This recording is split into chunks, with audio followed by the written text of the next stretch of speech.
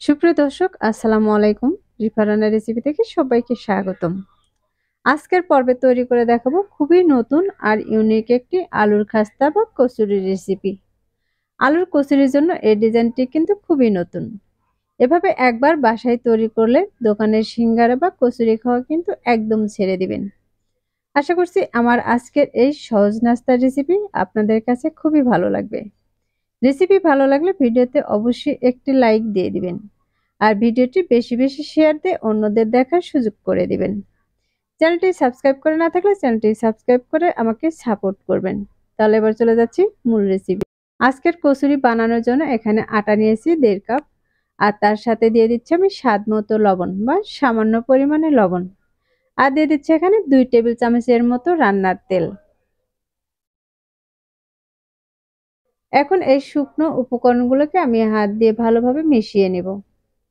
আর এই তেলের সাথে আটাটা কিন্তু খুব ভালোভাবে মিশিয়ে নিতে হবে। আমি 1 থেকে 2 মিনিটের মতো এভাবে মিশিয়ে নিয়েছি। আর মেশানোর পর দেখেন এগুলো কিন্তু খুব সুন্দরভাবে মেশানো হয়ে গেছে। এখন এর মাঝে দিয়ে দিচ্ছি আমি নরমাল পানি। আমি এখানে হাফ কাপের মতো পানি নিয়েছি আর এই পানিটা কিন্তু একবারে দিব না। প্রথমে অর্ধেকটা দিয়ে আমি ভালো করে মাখিয়ে নিব। আর যদি মনে হয় এখানে আরো কিছু পানির প্রয়োজন হবে তাহলে কিন্তু তারপরে আমি পানিটা দিয়ে দিব। এ পর্যায়ে কিন্তু ডোটা শক্ত রয়েছে, তার জন্য কিন্তু আমি আরো কিছু পানি দিয়ে দিচ্ছি। এভাবে ডো বানানোর ক্ষেত্রে কিন্তু পানিটা একবারে দিতে যাবেন না।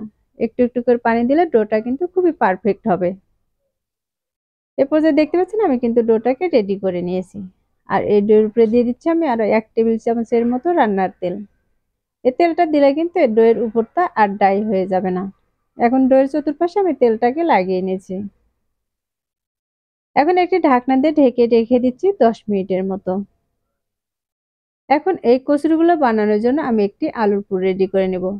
তার জন্য চুলায় একটি ফ্রাই প্যান বসিয়ে তার মাঝে দিয়ে দিচ্ছি 2 টেবিল চামচের মতো রান্নার তেল। আর দিয়ে দিচ্ছি কিছু আস্ত জিরা। আর দিয়ে দিচ্ছি এখানে কিছু কালো জিরা। এগুলোকে কয়েক সেকেন্ডের জন্য ভেজে নেব। এখন এর মাঝে দিয়ে দিচ্ছি আমি বড় সাইজের একটি পেঁয়াজ কুচি। পেঁয়াজটাকে তেলের সাথে নেড়েচেড়ে কিছুক্ষণ ভেজে নেব। এই পেঁয়াজটাকে কিন্তু খুব লাল করে ভাজবো না, একটু নরম হয়ে আসলে আমি এর মাঝে দিয়ে দিব 4-5টি কাঁচামরিচ কুচি। আর তার সাথে দিয়ে দিচ্ছি আমি বড় সাইজের একটি আলু কুচি। সিঙ্গারা বা কচুরির ক্ষেত্রে এভাবে আলুটা কুচি করে দিলে কিন্তু খুবই সুন্দর হয়। আর এর মধ্যে দিয়ে দিচ্ছি ভাজা জিরের গুঁড়ো সামান্য পরিমাণে। আর দিয়ে দিচ্ছি হাফ চা চামচের মতো লবণ। লবণটা আপনারা আপনাদের স্বাদ মতো দিয়ে দিতে পারেন। এখন সবগুলো উপকরণ ভালোভাবে মিশিয়ে নিয়েছি। আর এর মধ্যে দিয়ে দিচ্ছি সামান্য পরিমাণে পানি। এই পানিটা দিয়ে আমি আলুটাকে সেদ্ধ করে নিব। এবার পানির সাথে আলুটাকে নেড়েচেড়ে মিশিয়ে নিয়েছি আর একটি ঢাকনা দিয়ে ঢেকে রান্না করে নেব। যতক্ষণ পর্যন্ত পানিটা শুকিয়ে না যায় ততক্ষণ পর্যন্ত এটাকে রান্না করে নেব।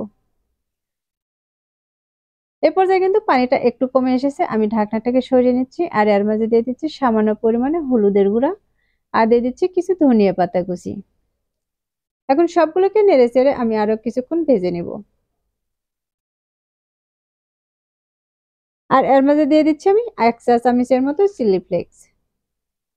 ঝালটাও কিন্তু আপনারা আপনাদের স্বাদ অনুযায়ী দিয়ে দিতে পারেন।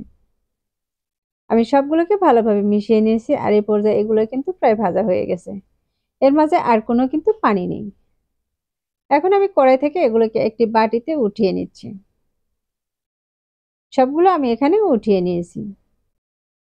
এখন যে ডোটাকে আমি ঢাকনাতে ঢেকে রেখে দিয়েছিলাম তার উপর থেকে আমি ঢাকনাটাকে সরিয়ে নিচ্ছি। আর এটাকে আমি আরো 1 মিনিটের মতো খুব ভালোভাবে মথে নেব। এই ডোটা যদি মথানো ভালো হয় তাহলে কিন্তু খুবই সফট হবে।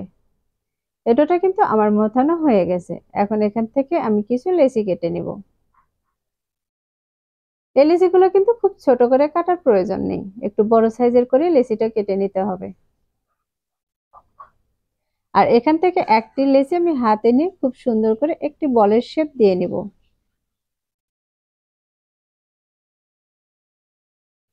এটা কিন্তু আমার তৈরি করা হয়ে গেছে আর এটাকে আমি বোর্ডে নিয়ে নিচ্ছি।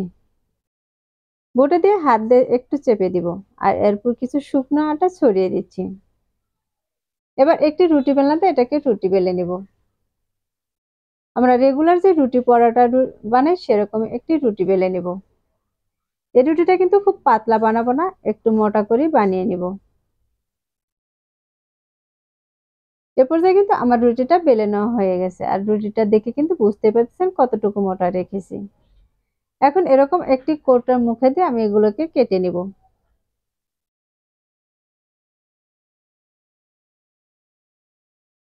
এই বড় একটি রুটি থেকে কিন্তু আমি 4টি ছোট রুটি বানিয়ে নিয়েছি, আর এই সাইডের অংশটাকে আমি উঠিয়ে নিচ্ছি। এগুলো দিয়ে কিন্তু আবারও পরে বানিয়ে নিব।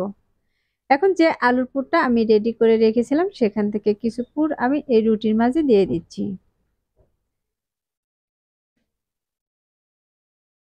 এখানে যতগুলো দেওয়া যাবে ততগুলোই কিন্তু দিয়ে নিতে হবে। আর এটাকে হাত দিয়ে একটু সমান করে নিচ্ছি, আর এক পাশ থেকে এভাবে উঠিয়ে আমি মুড়িয়ে নিব।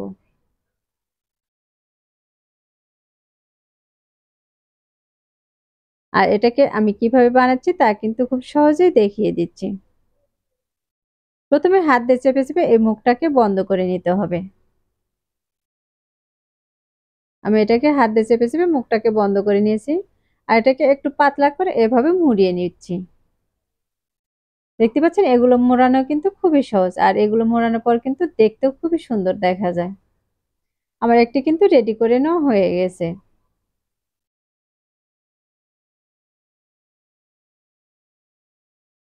এবার আমি আরেকটি তৈরি করে দেখিয়ে দিচ্ছি, আর একইভাবে কিন্তু এটাকেও আমি তৈরি করে নিব। প্রথমে হাত দিয়ে চেপে চেপে মুখটাকে বন্ধ করে নিতে হবে, তারপর একটু চাপ দিয়ে এরকম করে মুড়িয়ে নিতে হবে।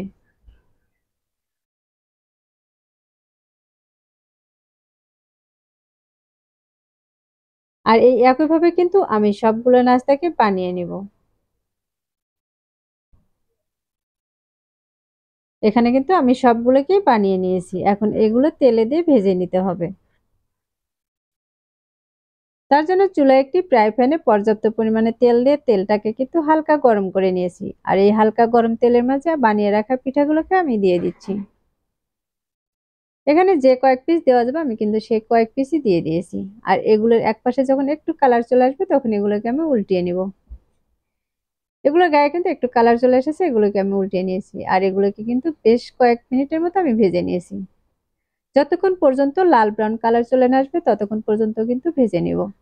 আর এর মাঝে কিন্তু আমি বেশ কয়েকবার এভাবে উল্টিয়ে পাল্টিয়ে ভেজে নিব। এ পর্যায়ে কিন্তু আমার এগুলো ভাজা হয়ে গেছে। এখন আমি একটি ছাঁকনি দিয়ে এগুলোকে উঠিয়ে নিচ্ছি। আর একইভাবে কিন্তু আমি বাকিগুলোকেও ভেজে নিব। আমি সবগুলো কিন্তু ভেজে প্লেটে উঠিয়ে নিয়েছি, আর এগুলো ভাজার পরে দেখতে পাচ্ছেন এর কালারটা কতটা সুন্দর এসেছে। আর এগুলো খেতেও কিন্তু ভীষণ মজার হয়।